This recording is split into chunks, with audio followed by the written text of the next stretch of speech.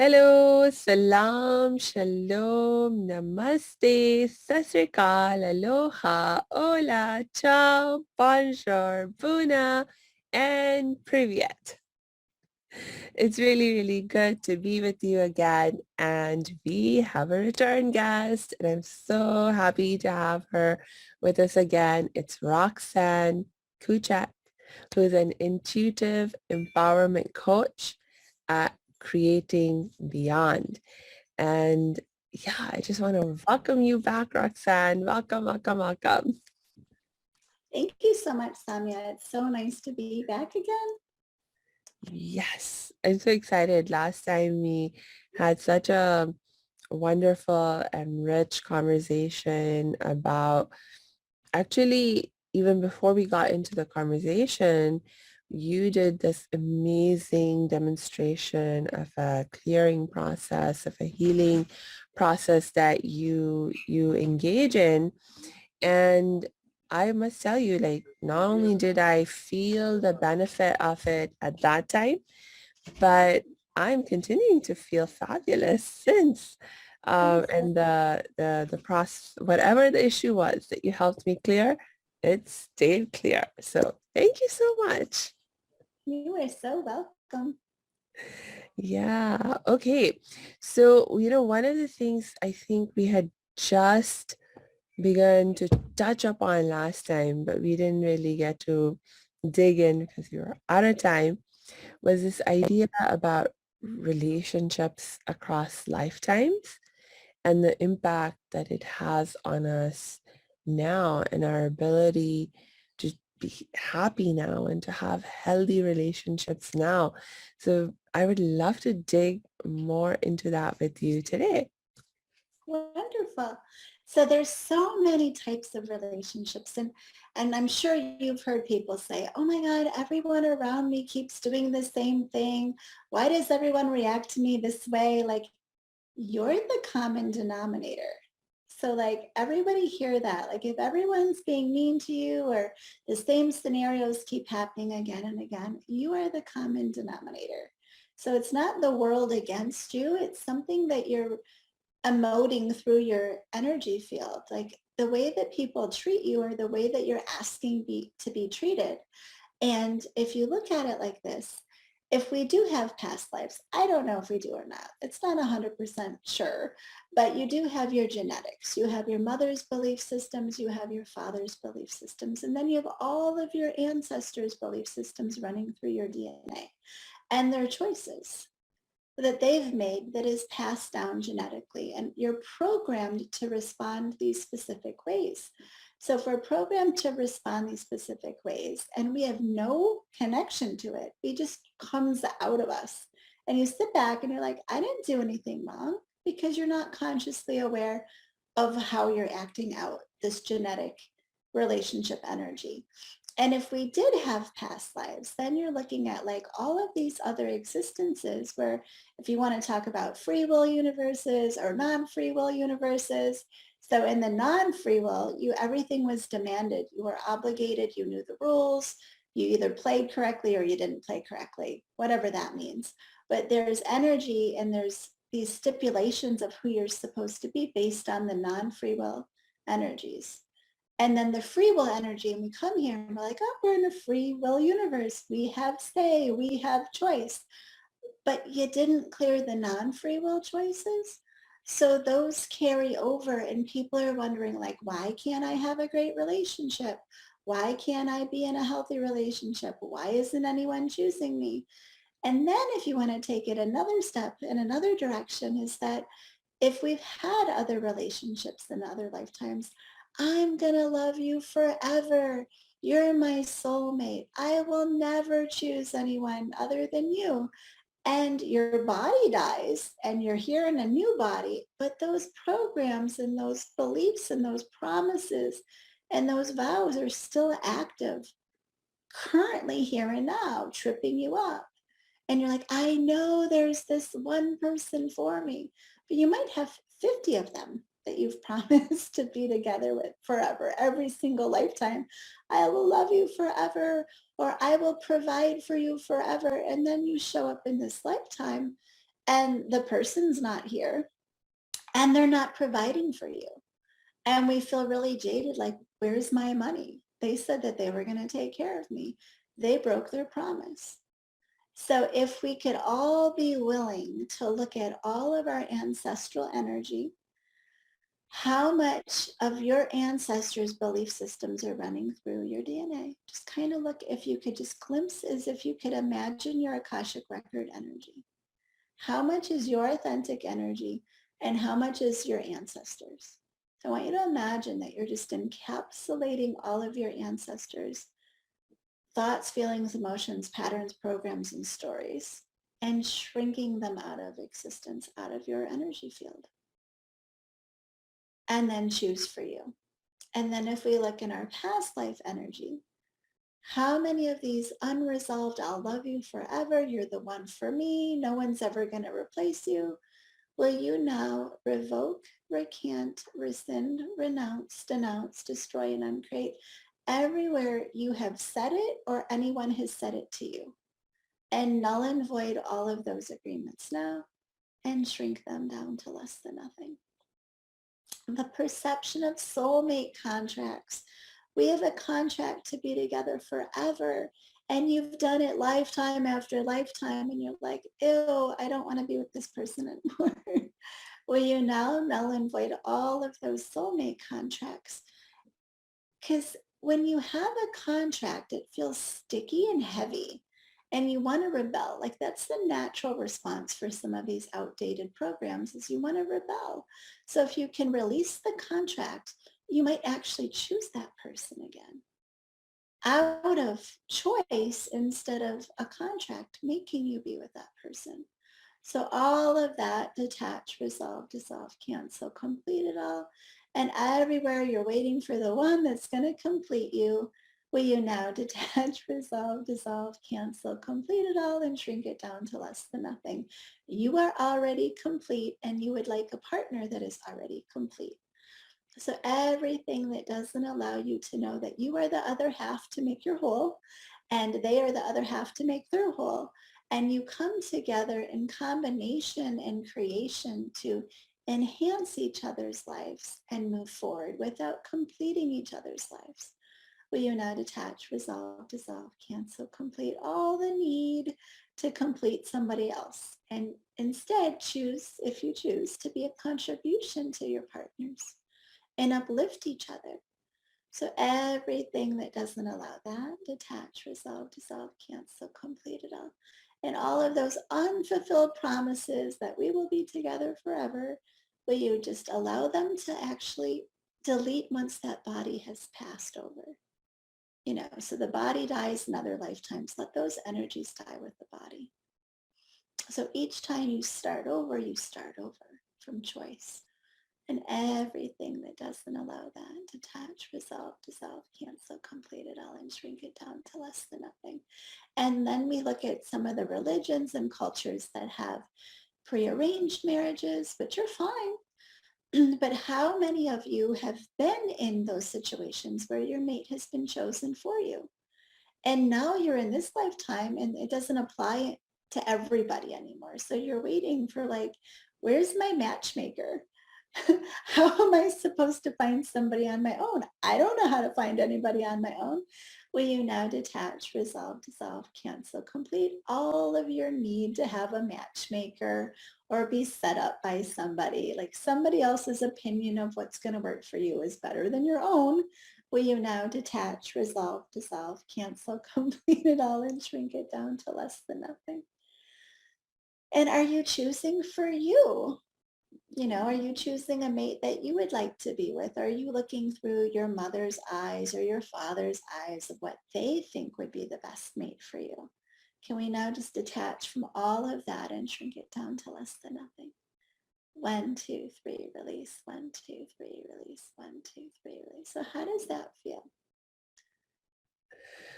Well, I consciously don't know what I might have released, but emotionally, I feel fabulous. I feel for sure like lighter and happier than I was even just a few minutes ago. Wonderful. And that's part of the thing is that we don't know what we've agreed to before. And Mhm. I kind of laugh sometimes when I say these things because I'm like, we have no idea what we've done. And like, I'm like, yep, I've done that, I've done that, I've done that. And like, I let it release for myself as well because we don't know what we've agreed to, what we're expecting, what we're choosing, all of that. Detach, resolve, dissolve, cancel, complete it all. And then mutual and one-sided arrangements, like I've decided this is my partner and they don't want anything to do with you. Yeah, so um this idea of hold on's like really, really fascinating for me. And it was just making me think about, um, like some of the ways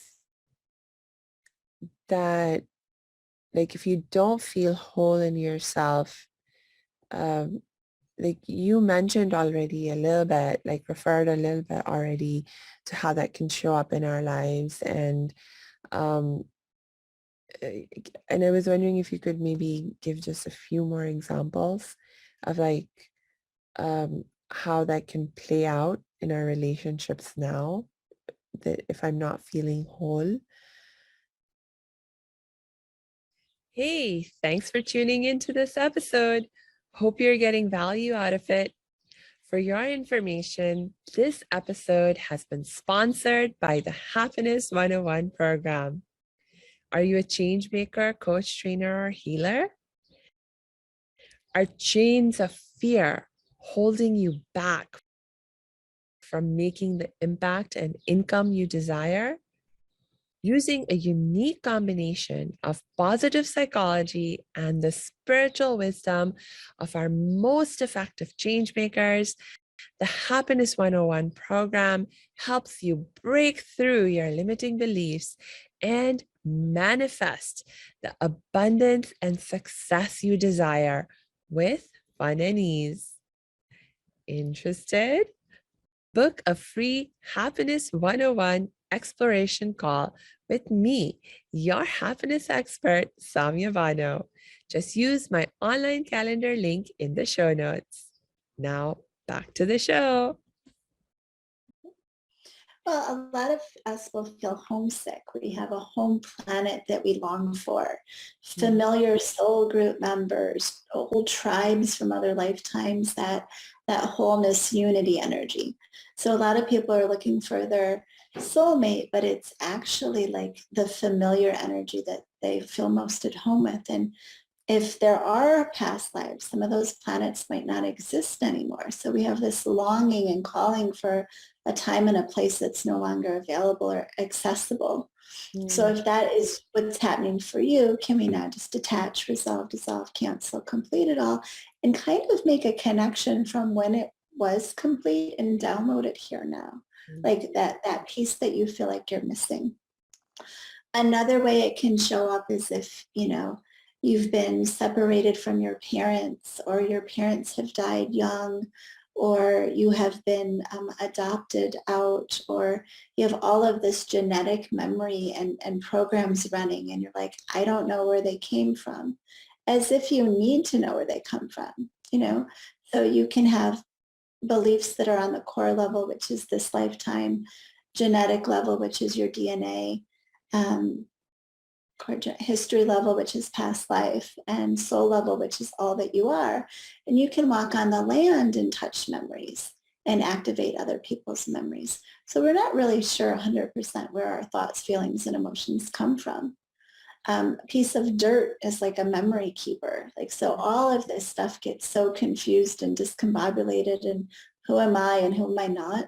So all of that that's up and active, just detach from it and shrink it down to less than nothing. But it's amazing how certain people will act just like people that they have never met before. Like a child, a grandchild can act just like their grandparent that they've never met, or the same thing about like a child and a father that has been separated, and how that child can do so many similar things and patterns, and just really the little nuances of who we are can be so dynamically similar to a parent, a grandparent through the DNA. Mm, But that, then it's like, am I being me or am I being my ancestors? Am yeah, I being me? Am I reacting to how my ancestors believe? So yeah. that's another way to look at it, is like, we're not fully free until we're looking at, like, is this my reaction or is this someone else or something else's reaction? Yes. Am I authentically being myself, or am I just reading the energy and responding? So all of that, just step back from it, encapsulate all of it and shrink it down to less than nothing. And then you start having more awareness. Would I really react this way?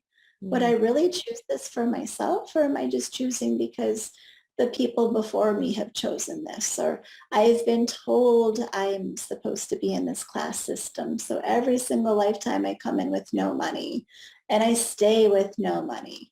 Or every time I'm middle class, I can't go low, which is good, but I can't go higher either. mm, Or, you're born into old money, and, there's such an energy on the planet that old money is better than new money. So what's the point of creating your life with money if your new money doesn't count for anything? So all of that, detach, resolve, dissolve, cancel, complete it all, and shrink it down to less than nothing. We need to, like, really fill out our worlds, like, what's creating for us, what works for us, what doesn't work for us. What do we want in our life? What do we not want in our life? And keep the good and discard the bad, because you can have that whole energy of opposites attract. And I know that that was a big theme in my life. And I thought, oh my God, with opposites attract, if I'm good enough to be bad, there has to be this constant battle and fighting for superiority, and, like, oh, it's exhausting. So what if we could just be in relationships because somebody's choosing to be there? And if you're not choosing to be there, then you can leave. So that's kind of how I look at all of the genetic things. And are we, they always say you're going to play out like your mother, you're going to be just like your mother, just like your father. And it's like, oh, and then you start speaking the way, and you're like, wait, I turn into my mother. Oh, I turn into my father. Oh, and it's programmed and expected. mm, Like, teenagers have to be bad. They're all going to be awful little teenagers. What if they didn't have to be awful little teenagers? Terrible twos. What if your kid didn't have to be a nightmare? But we project so much of yeah. how we're supposed to show up that we just fall into it. Mm. And you know what you're making me think about now is when we think about what life really is truly all about, what the purpose of our life is, especially at a soul level, there is this idea that our souls are here to learn something.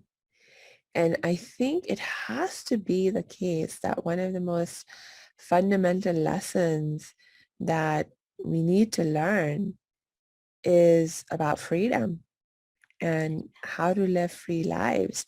And the fact that we have all of these things that attach us or that attach to us or that we attach ourselves to, these are really meant to be opportunities for us to learn about being truly free, because like our spiritual nature, like spirit, divine spirit is freedom. Mhm. And we're trying to melt back into that divine spirit. And so how can we truly melt back into the divine spirit as long as we're holding on to any kinds of attachments, you know? But the whole belief of the body's going to create separation. You Mm, have to remember or forget, or, like, all of that stuff that our poor bodies have to go through just to uphold our nonsense belief systems. Like, pain has to be significant, and all of these different things of, like, and I see it all the time in my business, is that, there's somebody that, like, oh, my ideal mate has this type of body and they're active and they do all of these things because once I get that, then maybe I'll do that. Mm. It's, but really, if you're not doing it now, are you really going to do it when you have that mate that does it? And if that mate is looking for a partner to be active and healthy and social with, and you lie and say, oh, I'm going to be that person, how is that relationship going to work?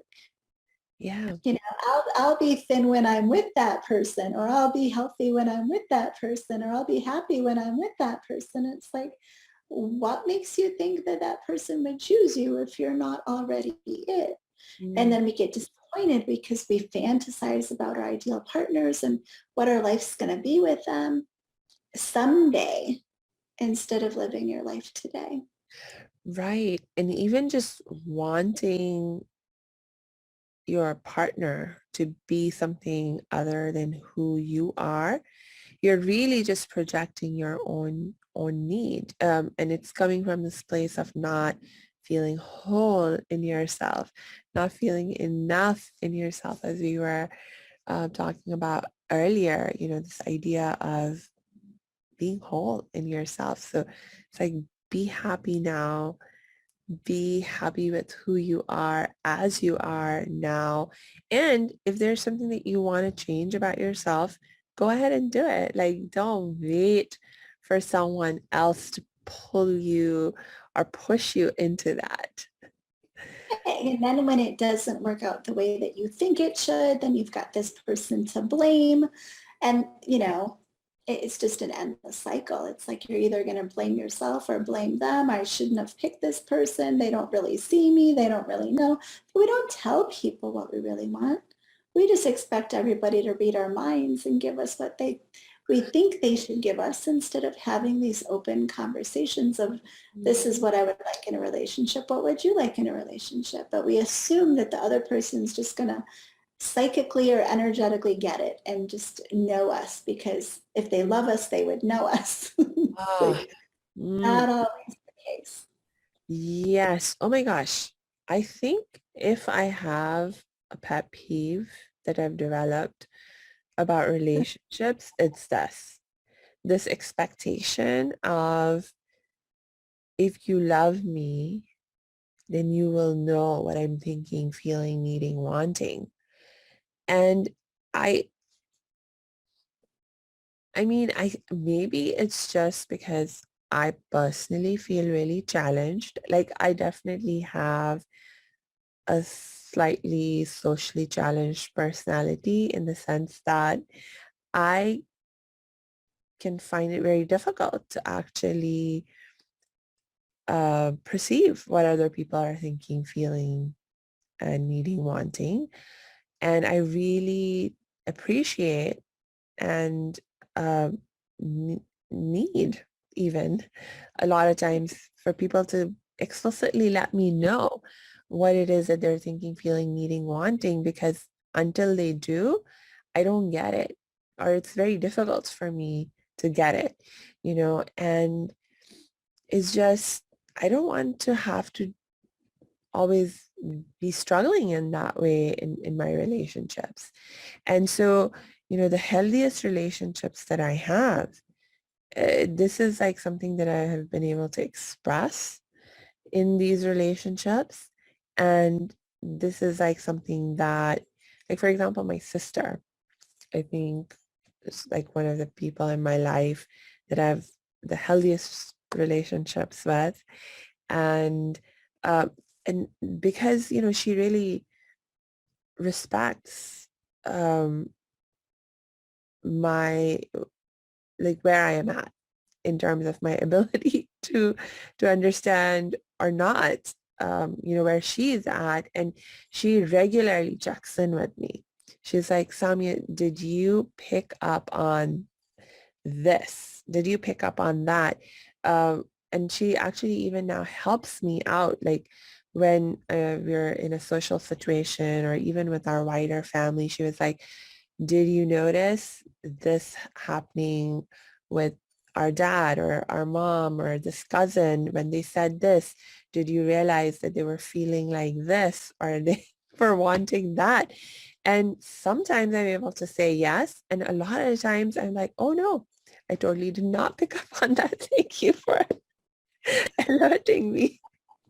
And it's just, made my life so much easier to have this kind of openness and not feel the pressure of, like having to figure it out on my own, um, as a sign of how much I love my sister or anyone else in my life for that matter, that, oh my gosh.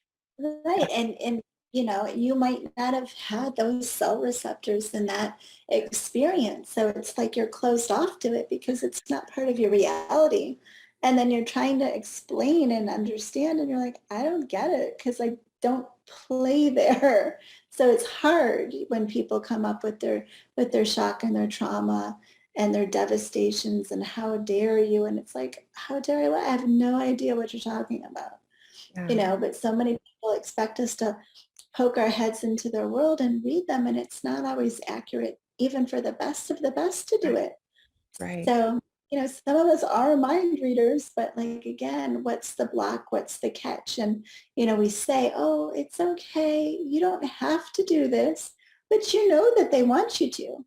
So it's like cutting through all of those schemes and manipulations and eliminating that from your world and asking for somebody that authentically shows up and you Right, can have an actual conversation with without games, without fighting, without arguing.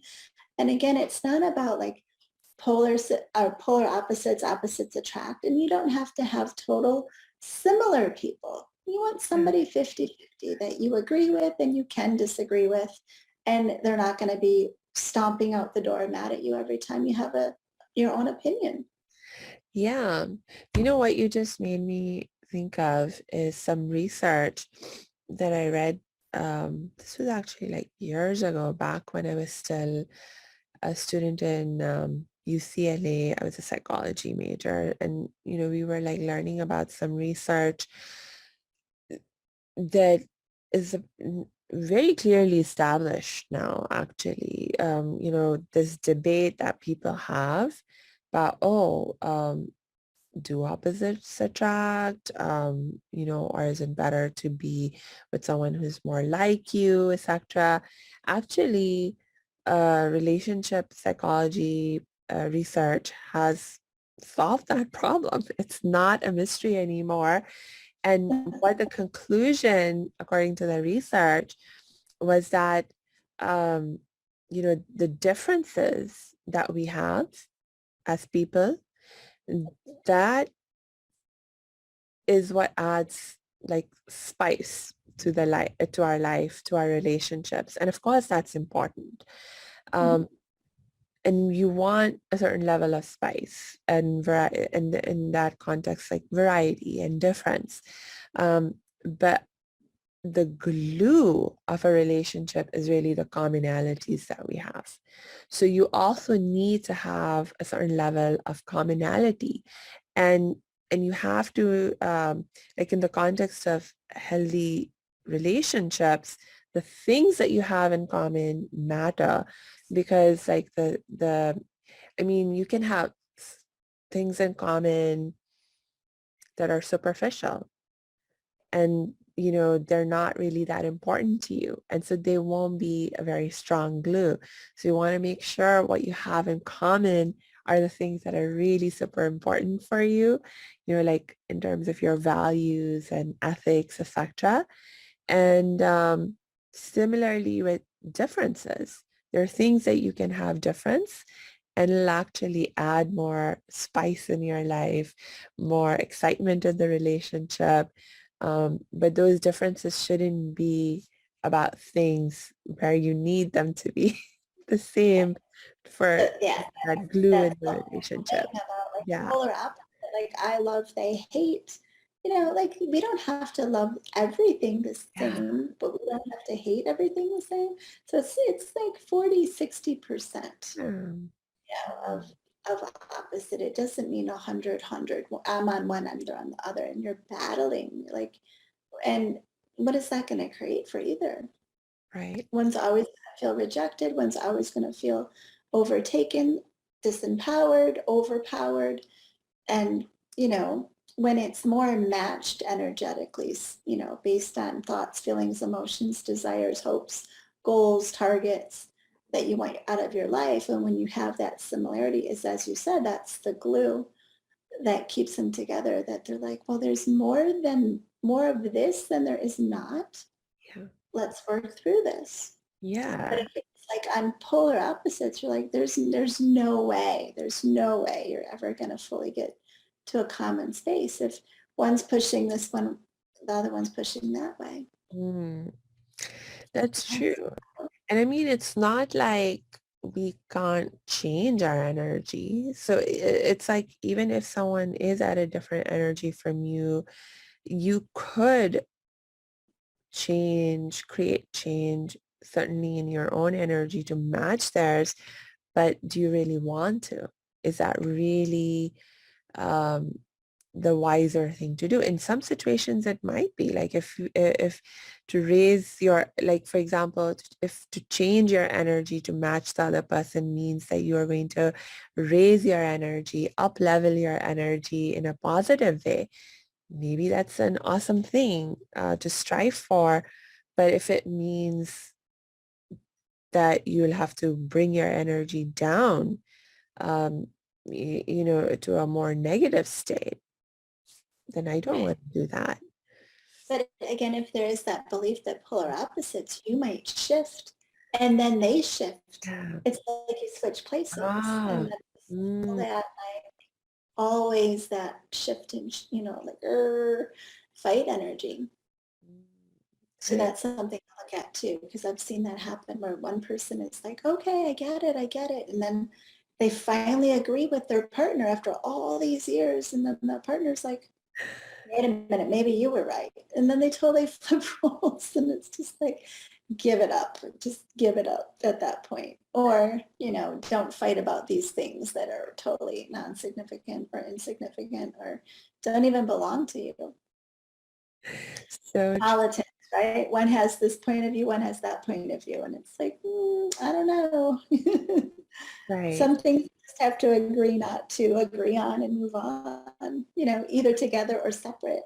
Mm. But there should be those like non-negotiables. This is somebody that I want to spend life with, and depending on what it is, no cheating, no drugs, no whatever your preference is, they should match, and that energy should be exposed up front instead of, oh, we've dated 6 months. You don't want me to do that. Well, I didn't really want you to do it from the beginning, but I didn't want to ruin the relationship.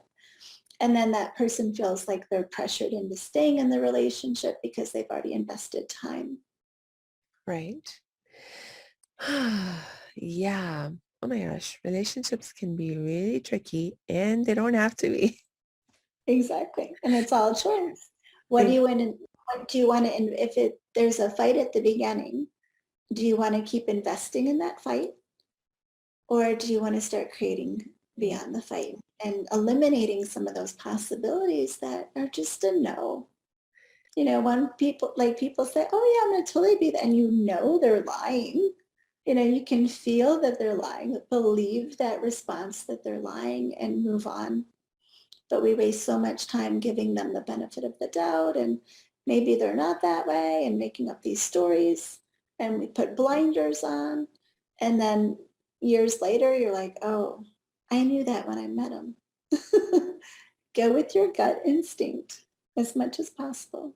yeah. Not everybody deserves a chance. That's a whole big lie. Well, everyone deserves a chance. No, not if it's not a match. If it's a no for you, honor that no for you. Right. And I mean, they may deserve a chance, but not in the context of you having to be in an intimate relationship with them or in a specific kind of relationship with them. Everyone may deserve a chance in terms of they have the capacity and the opportunity to create change in their lives for themselves. And, Absolutely. you can uh, cheer them on or wish them well in that process, to whatever extent you're able to do that. Um, but it's ultimately not your responsibility to change anyone else or to yeah, make that happen for someone else, you Be know. that person they want you to be when it's not you. So that's kind of the energy with, not everybody, like just because they choose you doesn't mean you have to choose them back. Right, If you let them go and you open up that space, then they could find somebody that would actually choose them. right. And just because you don't choose them doesn't mean no one else will. Yeah, that is true. That is so true. Ah, Roxanne, you just keep making me thinking of more and more things to talk about. And I have to restrain myself and begin to wrap up for today. Do you have any last thoughts or words that you'd like to share just for right now? Just this energy of like fighting for love, fighting to keep love alive. Like if you weren't fighting it and you weren't trained to fight it, would you choose it? So step away from all that you're fighting for, fighting with, and detach, resolve, dissolve, cancel, complete it all, and shrink it down to less than nothing. And I want to thank you, Samia. This is so fun. So thank you for having this talk with me today. Thank you, Roxanne, for coming back and sharing more of your wisdom and healing. And I love how you just incorporate the process of healing and releasing, just even in just the way that we have our conversation. It's like really, really wonderful. And I so appreciate it. And so for everyone who is listening, make sure you check the show notes because we will be adding Roxanne's links in the show notes so you can connect with her. And if you need some help, some support in releasing whatever you need to release, please get in touch with her. I'll also drop my links in the show notes in case you want to get in touch with me. And yeah, until we connect next time, I just wish you lots and lots of peace and joy. Thank